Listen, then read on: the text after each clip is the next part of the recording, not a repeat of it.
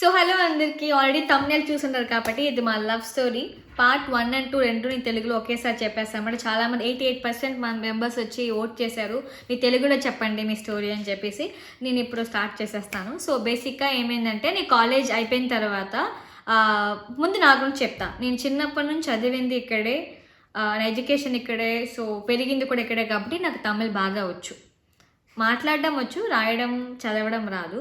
So Telugu ఎలాగొచ్చిందంటే ఇంట్లో mummy వాళ్ళు తెలుగే మాట్లాడతారు కాబట్టి ఆబ్వియస్లీ తెలుగు వాళ్ళతో వచ్చింది. స్కూల్కి వెళ్ళినప్పుడు తమిళ్ అండ్ ఇంగ్లీష్ మాట్లాడతాం కాబట్టి అలాగా లాంగ్వేజెస్ వచ్చినాయి అనమాట. సో కాలేజ్ అయిపోయిన తర్వాత ఏమైందంటే ఆఫీస్లో జాయిన్ అయ్యాను, కార్పొరేట్ కంపెనీలో జాయిన్ అయ్యాను అనమాట. అక్కడ హరి కూడా వర్క్ చేస్తున్నారు. హరి యాక్చువల్గా నా మేనేజర్, తన దగ్గరే నన్ను ట్యాగ్ చేశారు.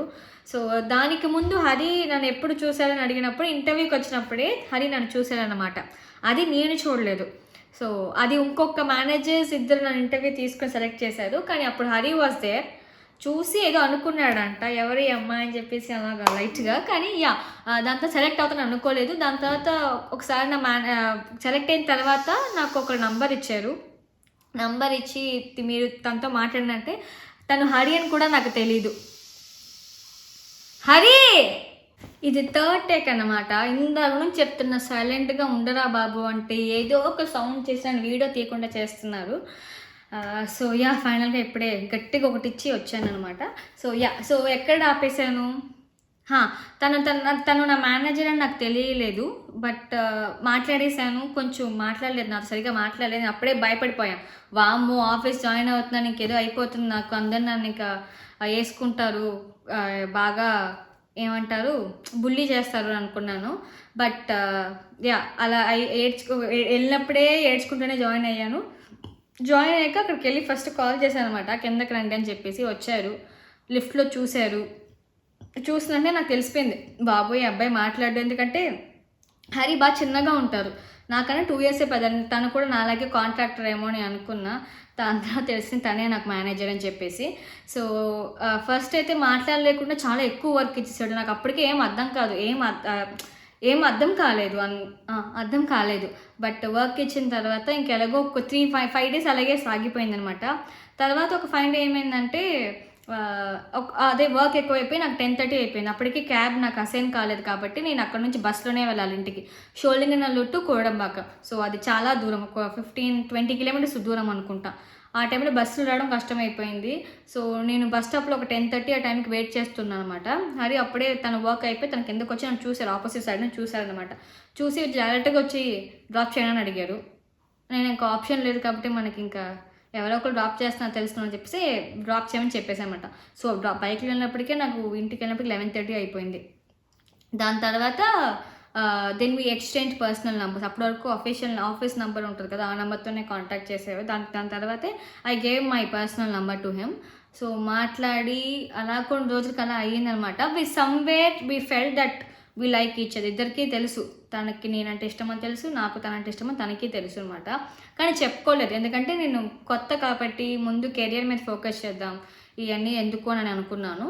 బట్ కొన్ని రోజులు అలాగే అయిపోయింది. అండ్ ఒకవేళ మేము బయటకు అప్పుడప్పుడు మీట్ అయ్యేవాళ్ళం. మీట్ అయినప్పుడు కూడా ఆఫీస్ గురించి మాట్లాడడం తప్పించి లవ్ అలాంటిది ఏమీ లేదు. ఎందుకంటే ఆఫీస్ మ్యాటర్స్, నెక్స్ట్ ఎలాగ ఒక అంటే ఇద్దరు హెచ్ఆర్స్ కాబట్టి ఎంతమంది జాయినర్స్ ఉన్నారు అలాగా ఆ డిస్కషన్స్ ఉంటుంది, ఆఫీస్ మ్యాటర్ డిస్కషన్ జరిగేది అనమాట. సో ఒక సంవత్సరం 2 years అలాగ అయిపోయింది. దాని తర్వాత కోవిడ్ వచ్చిన తర్వాత ఇద్దరికి హిట్ అయిందనమాట. ఓకే మన ఇద్దరు రిలేషన్షిప్లో ఉన్నాము, దీన్ని నెక్స్ట్ స్టెప్కి తీసుకెళ్దామని చెప్పేసి. ఎందుకంటే డిస్టెన్స్ ఎక్కువైపోయింది, మాట్లాడడం తక్కువైపోయింది. ఫోన్లో మాడుకుంటాం కానీ అప్పటికే మాకు వర్క్ ఎక్కువైపోయింది. ఎందుకంటే వర్చువల్గా అన్నీ స్టార్ట్ చేయడం, ఇంటర్వ్యూస్ కానీ వర్చువల్గా అన్ని ప్రాసెస్ కానీ, అంటే it was difficult to reach the candidates. Different అంటే పాన్ ఇండియాకి హైడ్ చేస్తాం కాబట్టి. సో అప్పుడు కష్టమైంది. దాని తర్వాత ఇద్దరికి మాట్లాడే టైం దొరకకుండా మధ్యలో కొంచెం మాట్లాడమే మానేసాం. ఒక సర్టన్ పీరియడ్, ఒక 2-3 months పర్సనల్గా ఏ డిస్కషన్స్ చేయడం మానేసాం అనమాట. బట్ తెలిసిపోయింది ఇద్దరికి, ఓకే మన ఇద్దరం లవ్లో ఉన్నాం, సో నెక్స్ట్ ప్రాసెస్ ఏంటి, నెక్స్ట్ ఏం చేద్దామని చెప్పేసి. సో కోవిడ్ జరుగుతున్నప్పుడే, కోవిడ్ ఎండ్ అయినప్పుడే పెళ్లి టాపిక్ వచ్చింది. ఇంట్లో కూడా అడుగుతుంది అనమాట. సో ఇప్పుడు ఏమైందంటే ఓకే ఇద్దరు ఫిక్స్ అయ్యాం. ఫస్ట్ తను వద్దని చెప్పారు, ఎందుకంటే నాకు ఇంకా టైం కావాలని చెప్పారు. బట్ మా ఇంట్లో కొంచెం తొందర పెట్టడం వల్ల నేనైతే లేదు కుదరదని చెప్పేశాను. చెప్పిన తర్వాత తను కూడా ఓకే ఫైన్ ఇక చేసేసుకుందాం, ఇదే కరెక్ట్ ఏజ్ అనుకున్నారు. సో ఇంట్లో చెప్దామని రెడీ అయిపోయాను అనమాట. ఫస్ట్ మా ఇంట్లో చెప్దాం అనుకున్నాను నేను. ఫస్ట్ ఒప్పుకోలేదు. ఆబ్వియస్లీ ఎవరు ఒప్పుకోరు కదా డైరెక్ట్గా, ఎందుకంటే 2 కల్చర్స్ కంప్లీట్గా డిఫరెంట్, లాంగ్వేజ్ డిఫరెంట్ అయినా 2 స్టేట్స్, అన్ని ప్రాసెస్ మొత్తం చేంజ్ అయిపోద్ది. చిన్నప్పటి నుంచి తెలుగు అమ్మాయిలాగే పెరిగాను కాబట్టి ఇప్పటి నుంచి మొత్తం నీ కల్చర్గా నువ్వు చేసే థింగ్స్ అన్నీ మారిపోతాయి, తినే తిండి కూడా మారిపోద్ది అన్నప్పుడు ఇంట్లో ఆలోచించారనమాట. ఫస్ట్ అయితే ఇంట్లో ఒప్పుకోలేదు. మా మమ్మీ ఇక్కడ మమ్మీ ఒప్పుకోలేదు, మా ఊర్లో మమ్మీ కూడా ఒప్పుకోలేదు, మా డాడీ ఒప్పుకోలేదంటే రీజన్ అబ్బాయి వద్దని కాదు, ఈ స్టేట్ నుంచి అవసరమా అని చెప్పేసి. అంటే మన స్టేట్ అంటే మనకు తెలుస్తుంది ఎలాంటి అలవాట్లు అవన్నీ తెలుస్తుంది. పక్క స్టేట్కి వెళ్ళి చేసుకుని నువ్వు చెన్నైలోనే సెటిల్ అయిపోవాలంటే ఇంకా లాంగ్ టర్మ్లో చూసుకో అన్నారు. ఫస్ట్ అయితే లాంగ్వేజ్ ప్రాబ్లం రేస్ చేసింది మమ్మీ. మేము ఎలా కమ్యూనికేట్ చేయాలి వాళ్ళ పేరెంట్స్తో, ఇప్పుడు ఏమైనా డిస్కస్ చేయాలనుకుంటే ఎలా చేయాలి. సెకండ్ జాతకంలో ఇక్కడ ఏమైందంటే ఇక్కడ సెట్ అవ్వలేదు, చెన్నైలో తమిళ స్టైల్లో సెట్ అవ్వలేదు, ఆంధ్రాలో సెట్ అయిపోయింది మా ఇద్దరికి, అదొక ప్రాబ్లం వచ్చింది. థర్డ్ ఏమైందంటే పెళ్ళి ఎలా చేద్దామని ఒక ప్రాబ్లం రేస్ అయింది. పెళ్ళి ఇక్కడ చేయాలా అక్కడ చేయాలా, మా మమ్మీకి అయితే మా అమ్మ వాళ్ళకైతే ఆంధ్రాలో చేయాలి, అన్నవరం చేయాలి, లేదా గుళ్ళో చేద్దామని, ఇక్కడైతే ఇక్కడ గుళ్ళో చేద్దామని వీళ్ళ సైడు. ఇంకోటేమో రిసెప్షన్ ఎలా చేయాలి, రిసెప్షన్ మీ స్టైల్లో చేయాలా లేదా ఆ స్టైల్లో చేయాలా. రిసెప్షన్ ఇక్కడ ఏంటంటే తమిళనాడు స్టైల్లో ముందు రిసెప్షన్ పెట్టుకుని తర్వాత పెళ్లి చేసుకుంటారు, మన ఊళ్ళో అలా కాదు, పెళ్ళి అయిపోయాక తర్వాత రిసెప్షన్ అవుతుంది. అదొక ప్రాబ్లం వచ్చింది. దాని తర్వాత క్యాస్ట్ ప్రాబ్లం వచ్చింది. అసలు క్యాస్ట్ ఎలా చేసుకోవాలో తెలీదు. ఇప్పుడు మనకి ఆంధ్రాలో అయితే ఇంటి పేరు పెట్టే కదా పిలుస్తారు, ఇంటి పేరే ఉంటుంది పేరుకి. బట్ ఇక్కడైతే వాళ్ళ మమ్మీ పేరు కానీ డాడీ పేరు లాస్ట్ పేరు పెట్టుకుంటారు.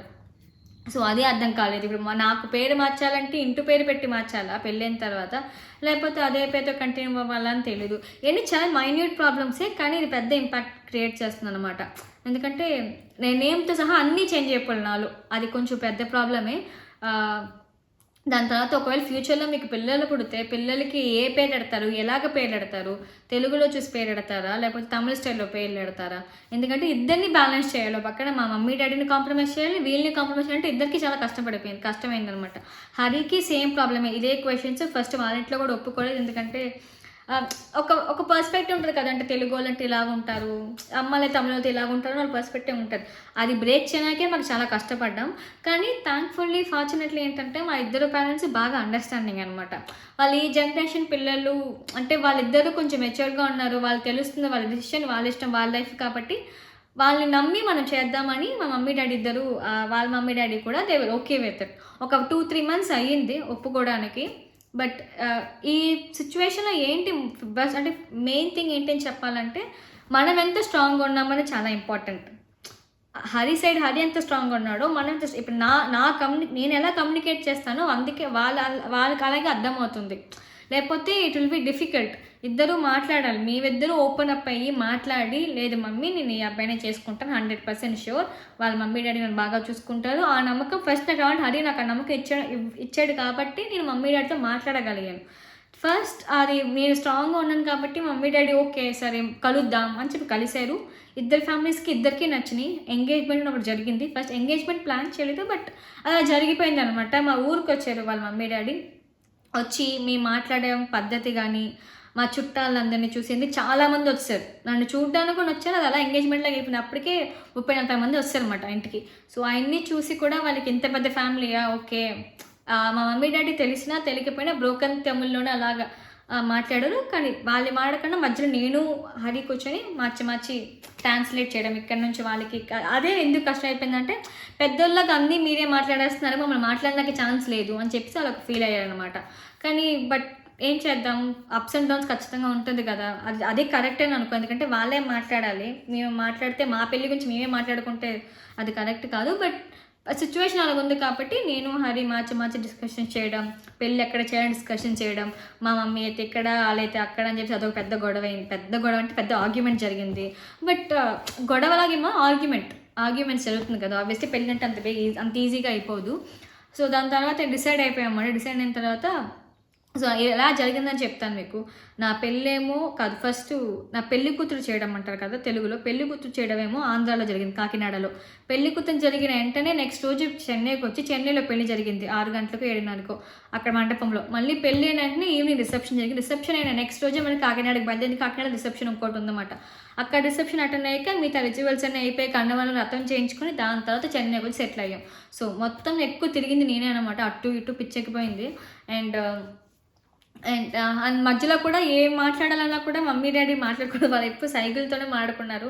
అది మధ్యలో నేను వచ్చి పెళ్ళి జరుగుతున్నప్పుడు కూడా మమ్మీ వాళ్ళు ఇది అడుగుతున్నాను తీసుకురా అని చెప్పి నేనే చెప్పడం, ఇక్కడ నుంచి హరి మాట్లాడడం. సో అవన్నీ కొంచెం ఫన్నీగానే ఉండింది. బట్ థ్యాంక్ఫుల్లీ మంచిగా జరిగిపోయింది. పెద్దగా ఎక్స్పెక్ట్ చేస్తుంటే I'm sorry, but me expectations reach అవ్వలేదు. ఎందుకంటే మాది ఇదే స్టోరీ, నేను దీంట్లో కల్పించి ఏం చెప్పడానికి ఏమీ లేదు. సింపుల్గా మా స్టోరీ, మా లవ్ స్టోరీ అని సింపుల్గా జరిగిపోయింది. పెళ్ళి కూడా చాలా మంచిగా జరిగింది. కానీ దీంట్లో ప్రాబ్లమ్స్ చెప్పాను కదా, అయ్యే చిన్న చిన్న ప్రాబ్లమ్స్ వచ్చినాయి అన్నమాట. ఒకవేళ మీరు ఎవరైనా ఇలాగ 2 స్టేట్స్ నుంచి ప్రేమించుకుంటున్నారు, లేకపోతే యు ఆర్ ఇన్ రిలేషన్షిప్ అనుకుంటే, నేను ఫస్ట్ మళ్ళీ అక్కడ ఆల్రెడీ వీడియో చెప్పేసాను కానీ మళ్ళీ ఇక్కడ చెప్తున్నా, do not let your partner down at any circumstance. Second thing, be strong. మీ పేరెంట్స్ మీరిద్దరు ముందు స్ట్రాంగ్గా ఉంటే, ఓకే తన నా పార్ట్నర్, తనే నా వైఫ్, తనే నా హస్బెండ్ అని అనుకుంటే please proceed further and tell your parents. లేకపోతే పేరెంట్స్ టైం వేస్ట్ చేయకండి. అందరి పేరెంట్స్ ఒకేలా ఉంటారనుకుంటే ఖచ్చితంగా కాదు, అందరికీ డిఫరెంట్ మైండ్ సెట్ ఉంటుంది. అది మీరు ఎలా హ్యాండిల్ చేస్తారో మీ చేతుల్లోనే ఉంది. వాళ్ళు రోల్ ప్లే చేయడం చాలా తక్కువ. ఓకే, మీరిద్దరు మీ రూల్స్ ఎంత బాగా ప్లే చేస్తారనే చాలా ఇంపార్టెంట్ అనమాట. సో మీరు ఎలా కమ్యూనికేట్ చేస్తారు, మీరిద్దరు ముందు గొడవ పడకండి. మధ్యలో చాలా ఆర్గ్యుమెంట్స్ జరుగుతాయి ఈ లాంగ్వేజ్ ప్రాబ్లం వల్ల. మామూలుగానే ఆర్గ్యుమెంట్స్ జరుగుతాయి పెళ్ళంటే, ఇది 2 స్టేట్స్ పెళ్ళంటే ఖచ్చితంగా ఆర్గ్యుమెంట్స్ ఉంటాయి. దాన్ని మీరు ఎంత సాఫ్ట్గా హ్యాండిల్ చేస్తారన్నదే. మధ్యలో బ్రేక్ డౌన్స్ ఖచ్చితంగా అవుతుంది, 100% ఉంటుంది. కానీ అది మీ హ్యాండిల్ చేయడం మీ చేతుల్లోనే ఉందన్నమాట. సో తనతో మీరు ఏ డిస్కషన్స్ వచ్చినా మాట్లాడండి, కూర్చొని సెటిల్ అయ్యి మాట్లాడని తప్పించి డోంట్ ఫైట్.